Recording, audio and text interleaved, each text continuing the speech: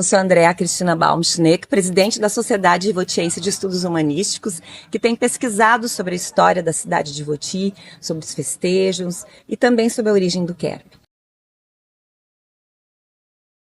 Quando nós escrevemos o texto em 2013 para o nosso livro Rivoti no Palco da História, nós percebemos que muitas pessoas da cidade não sabiam a origem do Kerb. E trouxemos narrativas e imaginávamos naquela ocasião que na Alemanha já não se festejava mais o Kerb.